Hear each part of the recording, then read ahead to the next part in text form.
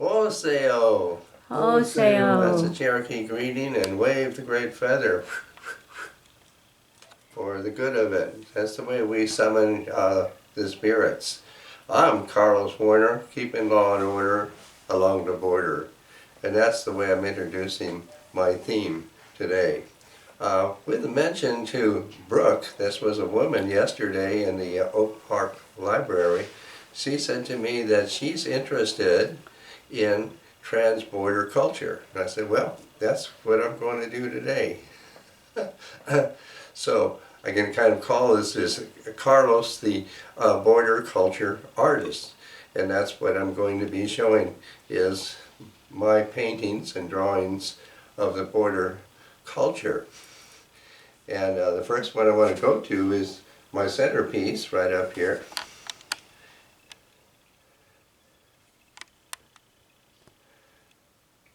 Now, this is in a Yaqui form. Actually, I call it Hupa Makara Paola, meaning that this is a Pascola coyote who is wearing a skunk mask that says, "I smell like a rose."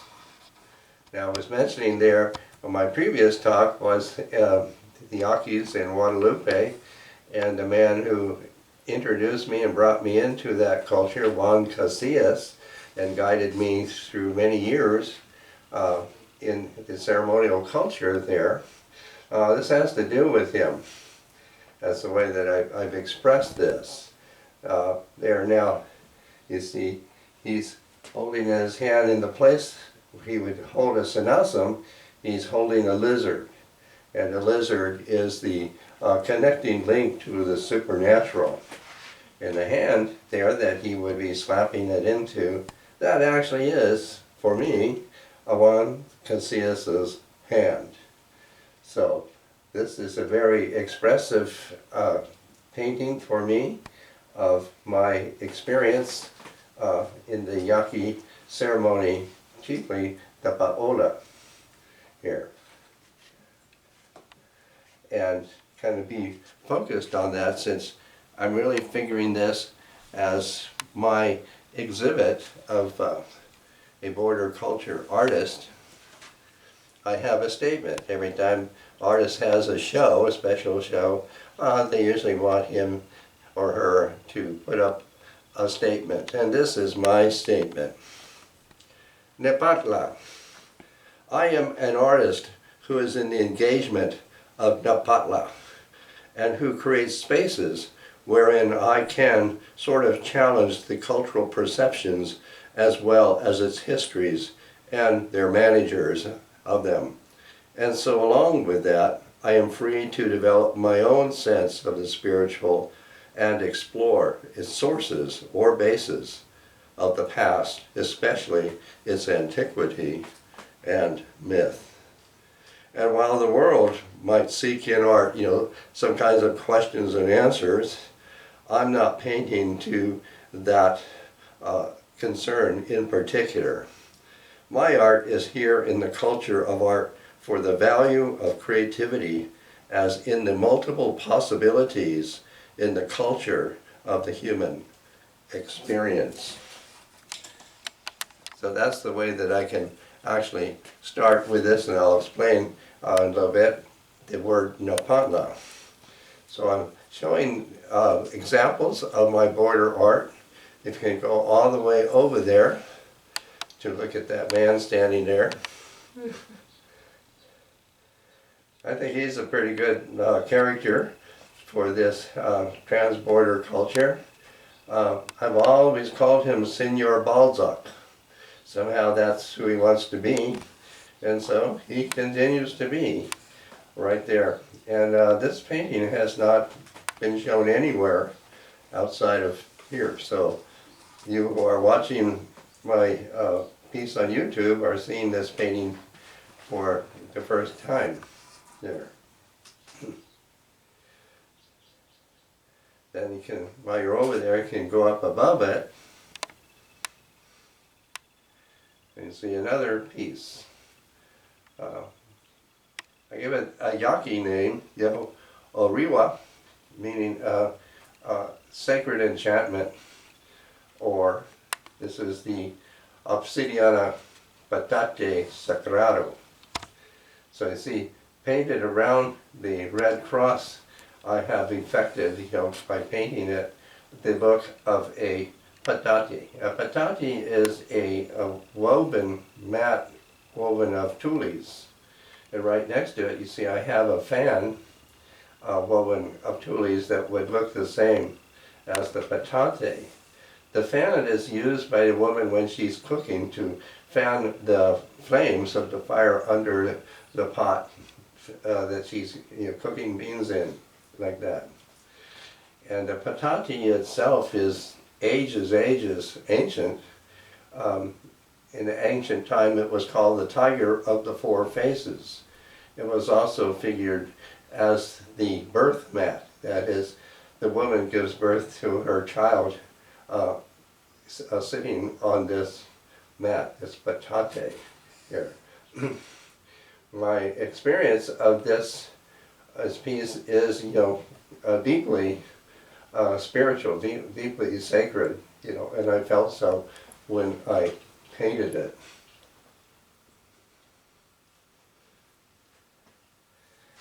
Then you can come all the way down here.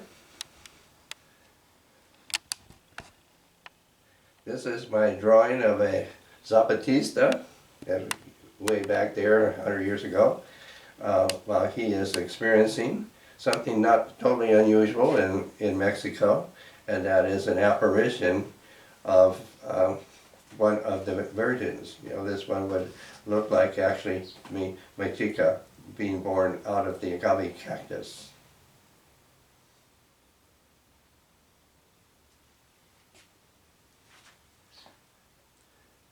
And then you can come up here to this one.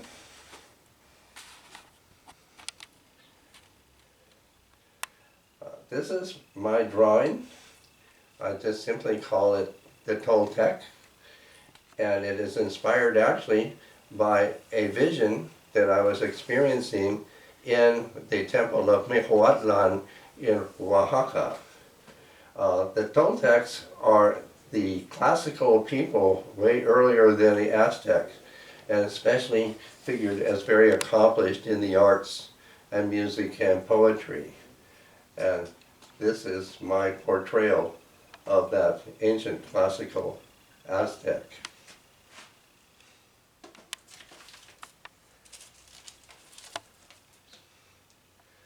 So now I can come back to me.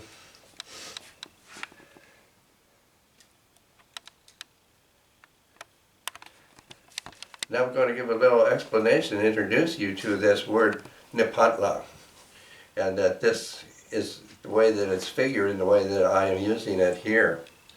Nepantla means sites of transformation. This Aztec word, Nepantla, describes a place of transformation that conveys mutuality and reciprocity.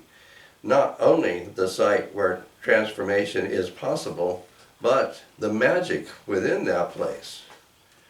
In Aztec times, it had danger, a crossroads where anything might happen. Once this Nepantla has been activated, there's no telling what could come of it. Art and border intersect at a threshold where border folk and artists live in a state of Nepantla. That under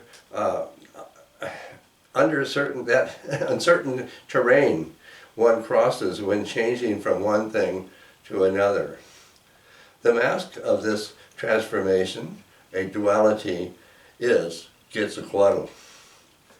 I am the artist who still connects to that core of meaning in the Nepantla as a state of transition at the border culture where negotiation is a possible space for identity negotiation. Now we can go right over here to the centerpiece.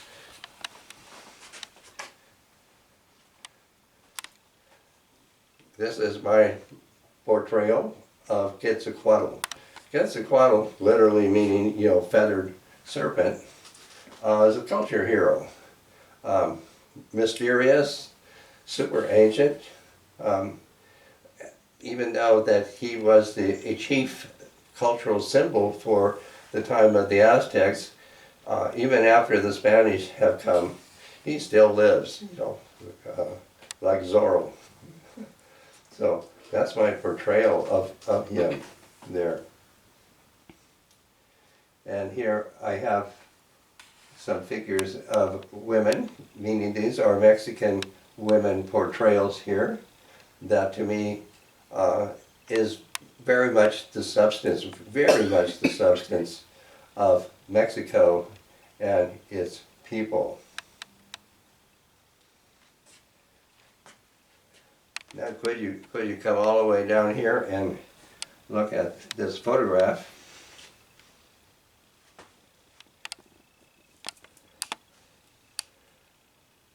Now with this I am saying that I became very interested in the theme of Mexico while I was a graduate student, art student.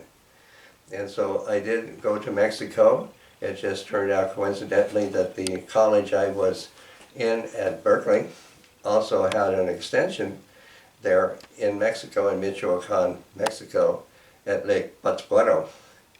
And there I began, you know, my graduate theme for Mexican art history, and had a base there at the school, and from which I could travel around to different locales, you know, learning of the culture and so forth. And this photo of me here is where the pyramids are. It's called Teotihuacan here, and this is the Pyramid of the Moon, and I am figured standing there in front of that Pyramid of the Moon. These pyramids are not as old as those in Egypt. It has now been figured that through the mathematics that would be necessary to design these, that the engineers for the pyramids there of that size were from Mesopotamia. Maybe. But that does, you know, give some consideration to how these pyramids came to be there, maybe about 2,000 years ago. Then you can come up here to this picture here. This is a photo print of a painting that I did on a board that was at least twice the size of this print. And how this painting came about. Old Town, San Diego here, is itself a place of Napatla. It is a mixture. I think that it was first, you know, started by soldiers of, whether they were Spanish or Mexican, but soldiers who had retired, finished their term, and they built some little cabins down there. I think that's how it got started. And it, you know, definitely it became a mixture of Spanish and Mexicans and Native Americans and who knows who else, you know. And so that mixture and the kind of place it was certainly does figure as in Napatla. For me, and in reference to my painting here, a restaurant there called Pedro Reina's had a back to that building that behind that building was like an alley, like that. And I was walking on that alley behind Pedro Reina's, and on the wall of that building, sort of fit into the wall itself, was a tile with the picture of Guadalupe, the Virgin of Guadalupe, painted on the tile.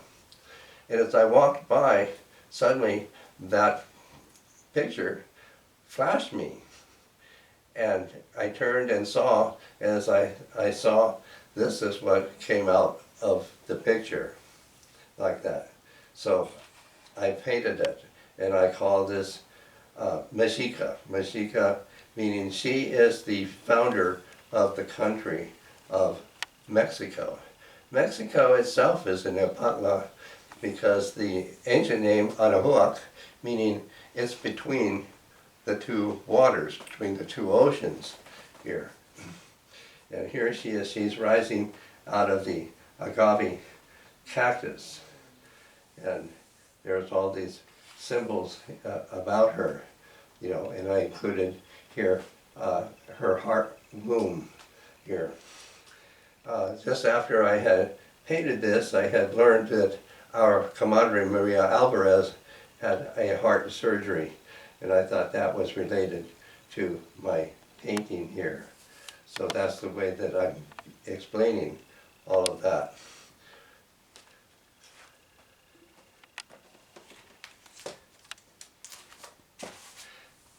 Now I want to come over here to Octavio Paz. This is the book Eagle or Sun, and very interesting what the book jacket on the back, you know, is saying on this.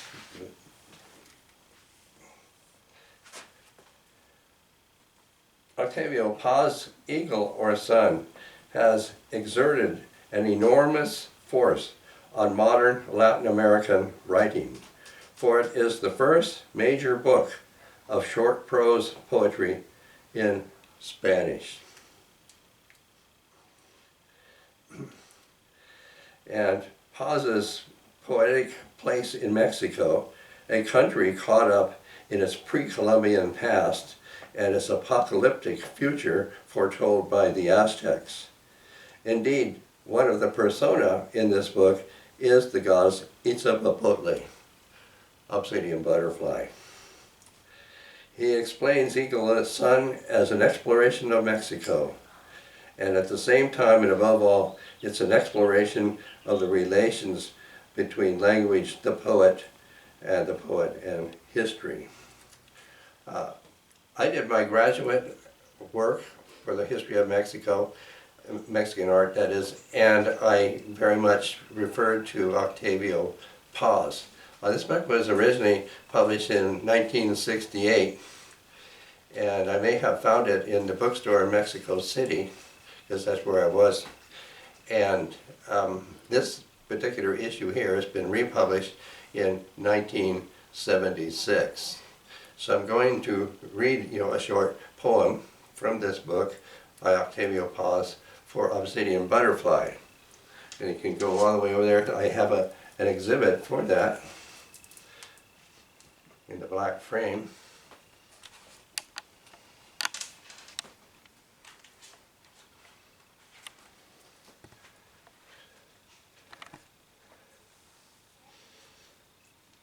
So while you're focused on that,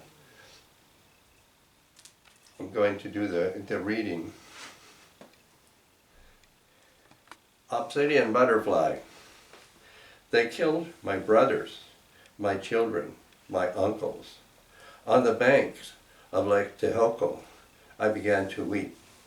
Whirlwinds of saltpeter rose from Peñon Hill, gently picked me up, and left me in the courtyard of the cathedral.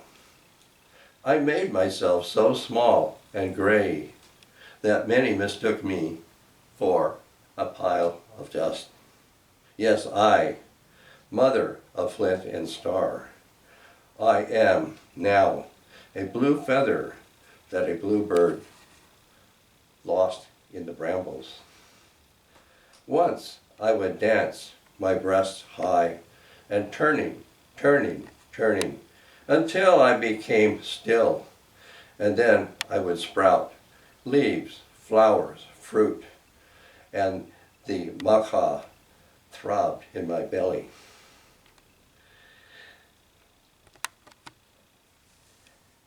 Oh, I am that old clay pot where life is cooked and spirits sizzle.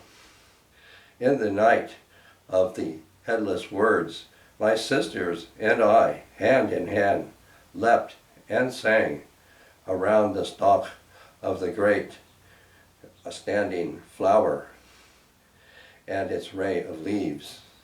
I still remember my song. Light, headless light, golden-throated light, sings in the thicket green.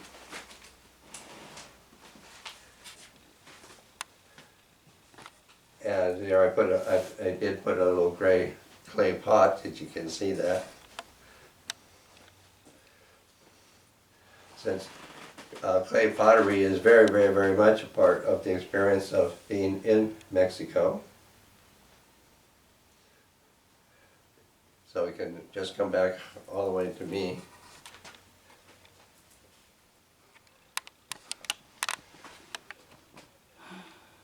So this is my statement for Mexico, for being an artist of the border culture. And I'm always very, very grateful for all my experiences in Mexico, the kind people and helpful people that I find there. The recent government's persecution of people in this country, I'm really sorry for. I'm really sorry for the terrible things that people are having to go through. But as we say in Cherokee, we will rise again.